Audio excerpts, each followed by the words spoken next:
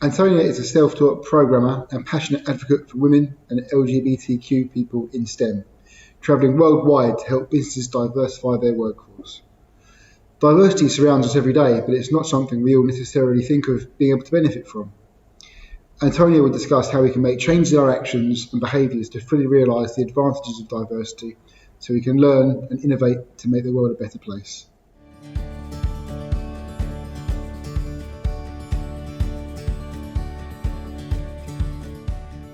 Gender equality is the greatest unfinished business of the 21st century. Those were the words spoken by Hillary Clinton, the only woman ever to be nominated for presidency of the United States by a major political party, as recently as 2016. To this day, no woman has ever been president of the United States of America, and women are underrepresented in positions of power across the board, from politics to business to science and technology. Today, I'm going to be talking about gender equality in technology, which is the field that I work in. My name is Antonia Forster, and I'm a Unity games developer for a company called Ultraleap. I use hand tracking and haptics to create the sensation of touching virtual objects in midair. Now, before I get started talking about gender diversity in tech, I want to be completely clear that whenever I use the term woman in this talk, I'm using an inclusive definition of woman. So by that, I mean not only cisgendered women such as myself, but also transgender women and feminine identifying, genderqueer and non-binary people. So I'm going to talk about gender equality in 3 parts today. First of all, I want to talk about who I am and how I ended up in the technology sector. Because although I base my talks on data and scientific fact, I think it's really important to disclose our own stories. We all see the world through our own lens of experience, after all. Secondly, so what? Is there actually a gender gap in technology? What do we mean when we say there's gender inequality in tech? Is it really a problem? Is it just a result of natural differences, or is it due to environmental differences and the way we treat people? And if it is a problem, why is it your problem? Why should you care?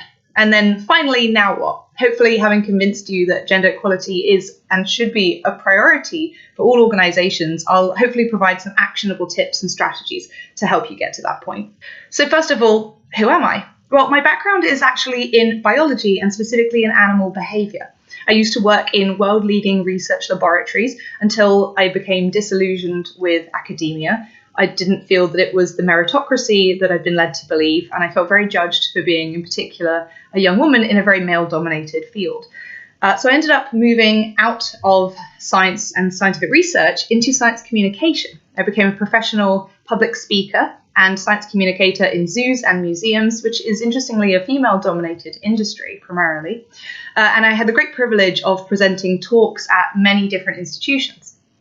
And then one talk in particular changed my life forever. I was invited to do a TEDx Bristol talk in 2017. As well as being a huge fan of TED Talks myself, TEDx Bristol is enormous. It's one of the biggest in Europe, presented live to 2,000 people. So it was a great honour to be invited to speak. And my talk in particular was about queerness in the animal kingdom. So LGBTQ type behaviours that we see in animals, and why it's wrong to use the word unnatural to describe those kinds of behaviours, because we do see them in nature. Now, that subject is very close to my heart, not only because of my background in biology and animal behaviour, but also because I am a member of the LGBT community myself. I'm bisexual. I'm also polyamorous, which means that I believe it's possible to have multiple loving relationships at the same time. I felt that it was very important to be clear about this as part of my TED Talk, but I was very nervous about it because I hadn't come out to my family yet at the time, and I didn't know what their reaction would be. So 2 months before standing on the big red dot, I came out to my family, and it did not go very well at all. They had a very violent reaction. I was threatened physically, I was blackmailed, and I was bribed. I was promised ongoing financial support as long as I dropped out of the talk, remained in the closet, and didn't publicly identify as queer to anyone.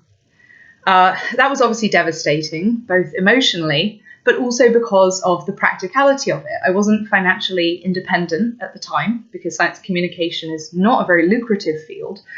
And so I couldn't just do what I believed was morally right without thinking about the consequences. I had to come up with a strategy if I wanted to do that to be able to support myself. So it was a very, very difficult decision. But after a lot of thinking, I decided I would go ahead with the talk. And a lot of things happened as a result. There are a lot of positive consequences. I was invited to deliver the talk at many different places, and it reached 100,000 views online and still growing. The response has blown me away. I was nominated and shortlisted for the John Maddox Prize, which is a prize given out by Nature, a scientific journal, which is awarded to those who stand up for scientific evidence in the face of adversity. And finally, the most important positive outcome for me was that I started receiving messages from LGBT people all around the world, from New Zealand to China to Singapore to America to Spain, who said that the talk had helped them and helped them come to terms with who they are and understand that using the word unnatural to defend bigotry had no basis in fact. So that meant more to me than anything else ever could, and I will never regret giving that talk. But there were also negative consequences too. Unfortunately, I had to cut contact with over half of my family, and as promised, financial support was withdrawn. So I had to come up with a way to support myself. And I decided to start to learn programming. I didn't have a computer science background, and I didn't have any previous experience of coding, but I was very motivated to learn. And I didn't have much money at the time. So I started using free online resources like YouTube and inexpensive courses on Udemy. And specifically, I started learning Unity and how to make games. After sharing what I was doing with my friends and maybe a year or so of training, I ended up applying for a job, and I got the job, which is the job I'm currently working in now. I was delighted, of course, but as soon as I started, I had this very intense feeling that I didn't belong there. And apparently this feeling has a name, and it's called imposter syndrome. And I can't see any of you watching, but many of you may have heard of imposter syndrome. Some of you may have imposter syndrome. It is the sensation that your achievements are somehow fluke or a fraud, you don't deserve to be where you are, and you're going to be found out. If any of you watching this are thinking, oh no, I don't have imposter syndrome, I actually am an imposter, you do have imposter syndrome. So I had this very strong sensation that I didn't know what was going on. And quite literally, a lot of the sentences that were coming out of people's mouths didn't mean anything to me. There was so much jargon, whether it was technology-based or business-based and language I didn't understand. I struggled to even have a conversation sometimes. I told one of my colleagues, I'm having trouble understanding the language here. And he said, what, C#? And I was like, no, the English. English is my first language, but just the type of words that people were using was, for me, very exclusionary and difficult to understand at first. But I decided that wasn't going to faze me. I came up with a strategy. I carried a notebook into meetings and I took diligent notes. What I was actually noting down was every single word that I didn't understand. And then I'd go home every night and Google them. It took about 2 to 3 hours a night when I started. And eventually, things started making more sense. And now I do kind of speak the language of a developer. So if any of you are struggling with imposter syndrome, I would urge you to work through it and just Google every word until you get there. My interest in world building led to VR and AR, which is part of what I do now. And it's a great privilege to work in that industry. So you may be thinking, if I can make it in the industry against the odds, then surely anyone can. What's the problem? Sadly, that isn't the case. Women developers are very much in the minority, and particularly ones who don't come from a computer science background. In the USA, only 25% of the developer workforce is female. That was a stat from 2018. And in the UK, it's even worse. Just 21% of developers are female. Now, you may realize this already, and in fact, you may be actively trying to recruit more women. Studies show that 78% of technology companies in the UK are trying to recruit a more diverse workforce. And that is a smart move because diversity also pays. It is good for your bottom line. In 2014, one study found that UK companies that were in the top quartile for gender diversity had 15% more likelihood to generate above average revenue for their industry. And then in 2017, 3 years later, this rose to a 17% higher chance of higher revenues. Companies which had ethnic diversity, and it's worth saying this is on their leadership and their executive decision-making boards, had 33% higher chance of generating higher revenues for their industry than the industry average. So why is that? Why does diversity pay? Well, there's a couple of theories. One could be that investors or talent simply don't want to join a company or possibly invest in a company that isn't seen to be or be committed to being diverse. A study of over 16,000 Generation Zs and Millennials found that over half were looking specifically for a diverse company or one with a visible commitment to increasing its diversity. But the more subtle reason is innovation. A study of 1,700 different companies across 8 different countries found that those which were more diverse generated 19% higher revenues as a direct result of innovation. And particularly in the cutting-edge technology industry, innovation is the key to success. The more different your employees are to each other, and whether that's to do with their gender, their age, their ethnicity, their cultural background, or their educational background, or their socioeconomic status, the more different experiences they will have had, the more different ways they will have of looking at a problem, and so the more diversity of answers you come up with, and the more likely you are to innovate. So if you're not actively looking to recruit a diverse workforce, I would urge you to consider this as a priority for your business. And what happens if we don't recruit diverse workforces? Well, there can be some worrying and embarrassing consequences, especially in teams who are working on the very cutting edges of technology, things like AI and neural networks and machine learning. Because if we have homogeneous teams, then bias can go unrecognized. That can be replicated in algorithms, and that can even amplify the results and make the problem worse. One example is Amazon's AI recruitment software, which was recently found to mark down women's CVs just because they contain the word woman. For example, women's chess club captain, as opposed to chess club captain, because it associated the word woman with lack of success in recruitment. A similar study in the USA on image recognition software found that it more strongly associated women with home environments and men with sports and with computing. And the interesting thing is that it didn't just show this difference, it actually amplified this difference. By successfully recognizing images that conformed to its stereotype, it amplified and made the problem worse than the data set that it was fed. Another example, close to home, is voice assistant software, things like Siri and Alexa.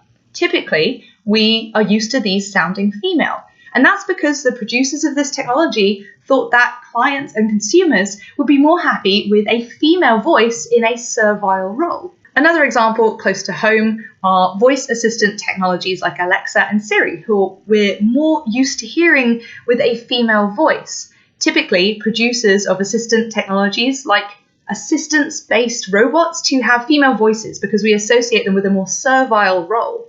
But the first voice assistant technologies we're used to were actually driving instructor and GPS programs like TomToms, which producers of that technology gave a male voice because consumer testing found that people were unhappy being given instructions by a woman. Bias in technology like this reinforces our idea of what we expect from genders. They reinforce gender stereotypes, and therefore they actually make the problem worse. You may already have been convinced or now be convinced that gender diversity should be a top priority when you're recruiting, and I would say that's correct. But just putting job advertisements out there doesn't mean you're going to get equal numbers of candidates. You may have found that women are simply not applying for the role. Why is that? Well, partly that's because the problem doesn't start at the career level. When you look globally, women are 25% less likely to have what are deemed basic digital literacy skills, like using mathematical equations and formulas in a spreadsheet. As you look up the skill tree and look for increasing expertise, the gender gap widens. Just 19% of computer science graduates are female, and only 11% of professional developers are women. A recent study from ICU found that only 6% of mobile phone app developers are women. And when you look at the top levels of technological expertise, the gender gap becomes a chasm. Only 2% of technology patents globally are patented by women. And many recruiters for AI and machine learning positions in Silicon Valley say that fewer than 1% of the applicants are female. So is this the result of innate differences, perhaps genetic, or something to do with our genders? I would say that it's easy to disprove that theory because historically this hasn't been the case. Ada Lovelace, as far back as 1842, is widely considered to be the very first computer programmer because she developed an algorithm to be used by Charles Babbage's analytical engine, a purely theoretical computer. 100 years later, in the 1940s, the first machine and electronic computers were being developed, and they were primarily used for cryptography and code breaking.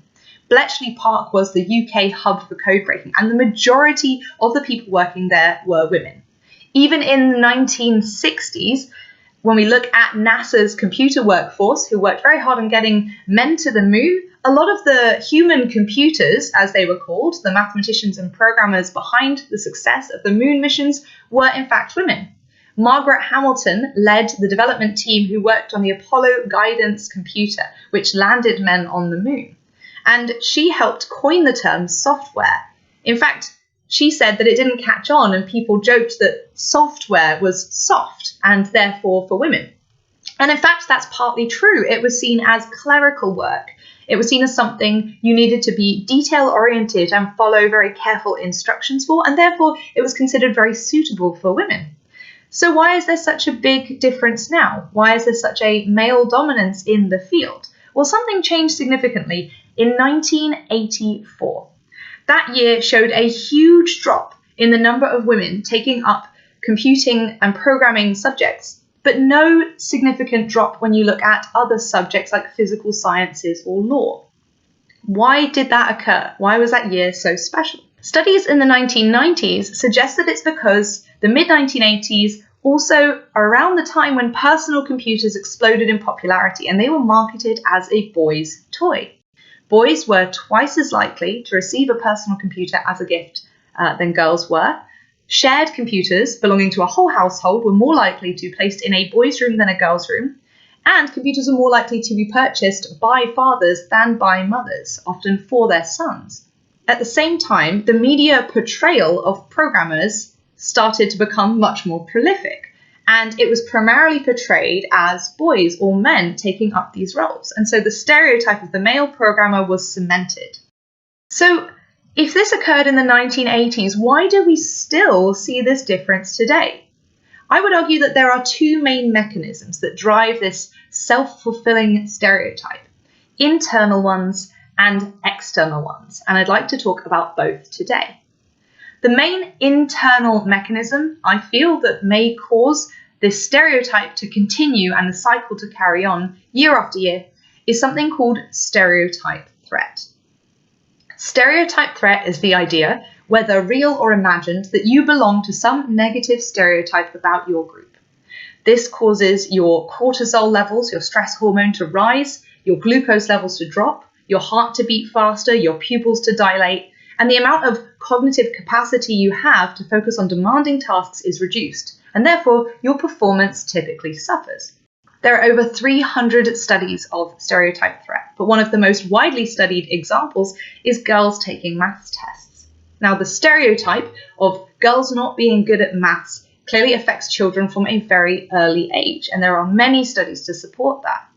If you put a girl in a room full of boys and give her maths tests, she will perform worse than if she is in a room with multiple girls. Now, you can also create this performance gap by saying we are testing for gender differences and we expect to find that there are differences between genders. That will cause girls to perform worse as well. Interestingly, you can also trigger this response with environmental cues. If a girl is surrounded by symbols of masculinity, things like cars or pop culture references for films that are primarily directed towards boys and men, she will also perform worse on those tasks. But if you reverse it and tell them that you don't expect to see a difference, the gender difference is massively reduced to the point of non-significance. Stereotype threat doesn't just affect women or girls in predominantly male environments. It also affects people of ethnic minorities in predominantly white environments, and also people from deprived socio-economic backgrounds when they're surrounded by symbols of wealth. So stereotype threat is one example of why you can't just judge by results, because that erases someone's context.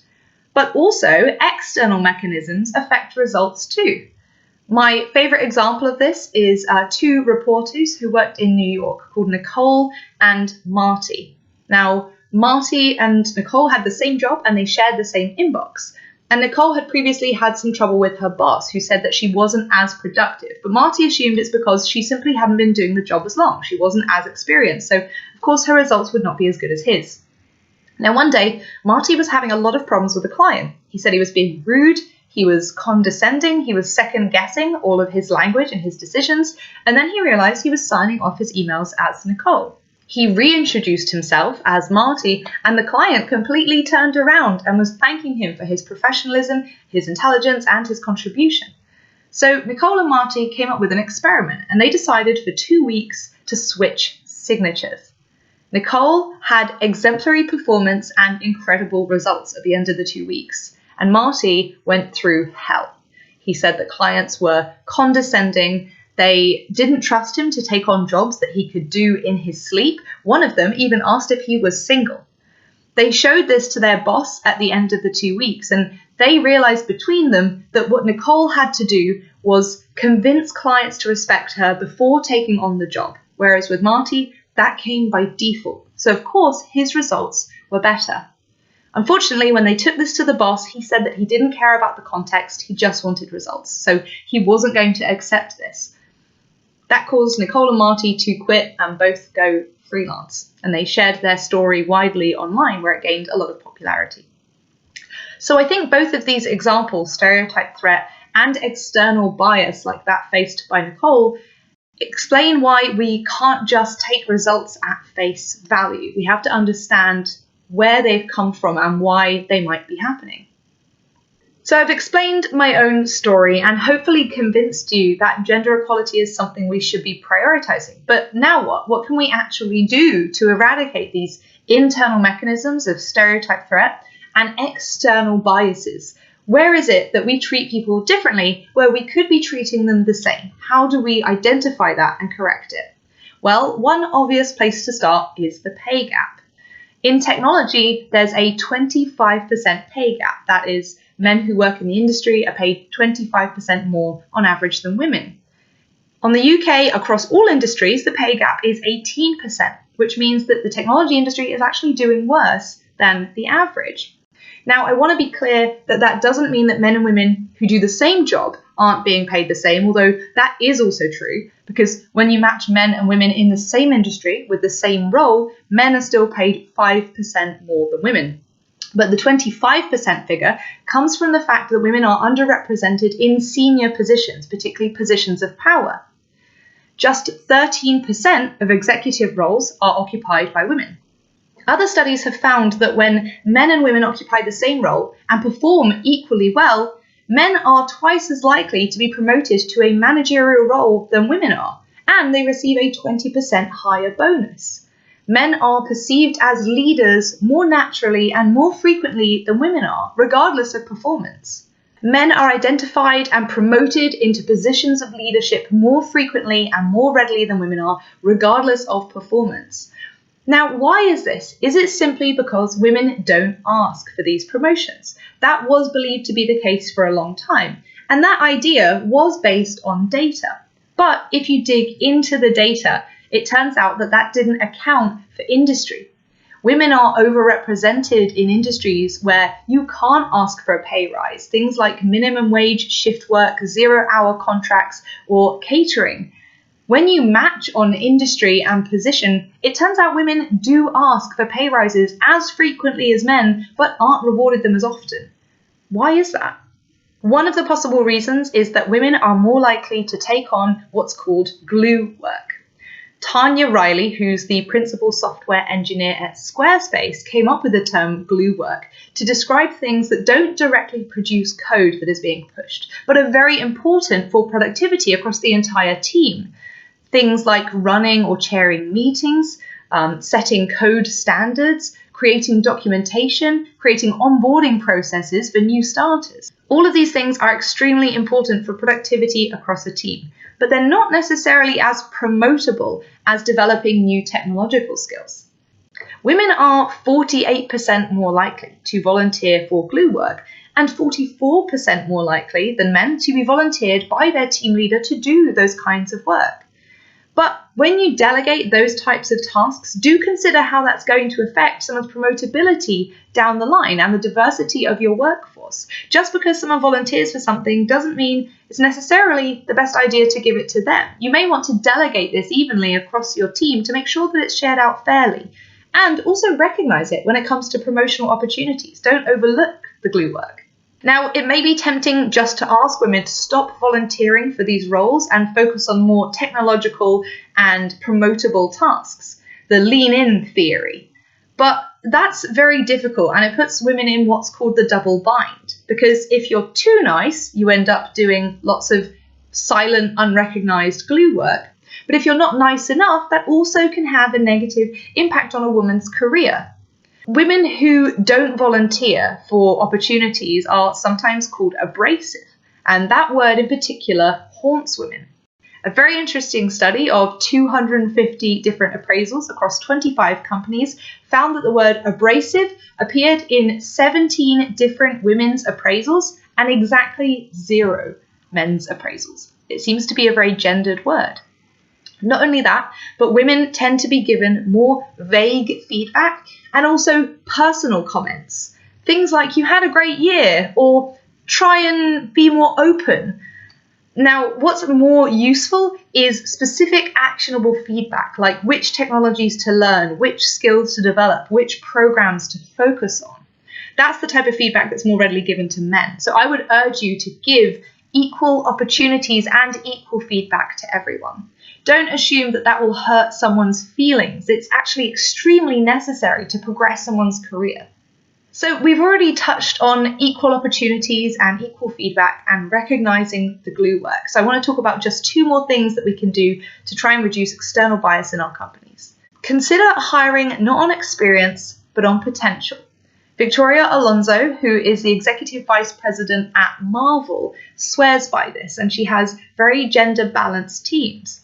The way she puts it is, just because someone doesn't have something on their CV, it doesn't mean they can't do it. It just means they haven't been given the opportunity.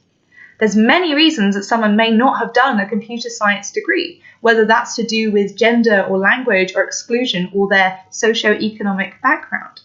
Consider people for their potential. Also, people from marginalized communities may have a lot of skills and experience that you don't see on their CV, but hold them in very good stead for a career in tech. Things like resilience and determination and patience. So I would urge you to consider your hires on the basis of their potential, not just the experience on their CV. And finally, consider sponsorship, not just mentorship. Mentorship schemes are fantastic and a great way for women in more junior roles to get advice and learn from someone else's experience. But sponsorship means putting your neck on the line and recommending someone for a role on the basis of what you've seen them do. Now that comes much more readily to men than it does to women. And in part, that's because the people in higher positions of power already are men, and we tend to like to recommend people who we see ourselves in. So consider sponsorship for more junior women in your organization. In particular, consider that women are less likely to volunteer themselves for promotional opportunities. They're more likely to underestimate their skill. So by sponsoring them, you will be able to breach that gap. So that's how we can minimize external bias in our companies. How can we try and reduce that internal mechanism of stereotype threat? Well, there are things we can do. First of all, use gender-neutral language. In your hiring and recruitment posts, don't write things like, our ideal candidate reviews his code. Use gender-neutral terms instead. Also, the words you use on a job advertisement will affect those that apply. A very interesting study across the technology industry found that men are more likely to apply to jobs that use the terms lead, active, confident, and competitive, while women were more likely to apply for a job if the job description included the words dependable, understanding, teamwork, and commitment. Obviously, both those things are important, even for the same role, but the words you use to describe something will hugely affect the people who apply. To recruit and retain more women, emphasize teamwork and collaboration rather than competition. Cultivate a growth mindset in your staff. It is more true in the technology industry than anywhere else that we are constantly learning and constantly making mistakes. And it's been proven that women and girls flourish more readily in an environment where a growth mindset is considered the norm rather than a fixed mindset. Consider the environmental cues, both in your office and when you do outreach and recruitment events. Try and stay away from geeky and pop culture references. This is hard for me to say because I do love them, but it can make people feel excluded if they don't get those references simply because they don't have the same cultural background. If you're doing an outreach event but you have all male speakers in attendance, or worse, if you only have women handing out swag, consider trying to get a diverse group of people to represent the different employees that you have working there. Using all of the techniques I've described, Harvey Mudd College in the USA transformed its computer science course. Previously, only 18% of the candidates for the course were female. They removed pop culture and geeky references, they changed their language to be more gender neutral, they emphasized teamwork and collaboration instead of competition, and they even renamed the course from programming to problem solving with computers, which is the same thing. But they found that instead of 18% female candidates, they then reached 50% female candidates over the course of 2 years. So changing the language and the environmental cues can make a huge difference. These are just a few of the steps you can start taking to increase the gender diversity in your recruitment and your retention of your workforce. There are lots of resources online, and I'd urge you to find me on LinkedIn, Twitter, or my website if you'd like any more information at all. The road to gender equality is a long one, and there are lots of factors. But you can make an enormous difference by just implementing a few small steps. Especially if you are a small, young company, you're like an airplane that's just taking off. One single degree of change in either direction can take you to a wildly different destination. So I would urge you to consider these actions as part of your recruitment and retention strategy. It's really exciting, it's incredibly important, and I do believe you, more than anyone, will be able to achieve it. Thank you so much. Thank you for coming.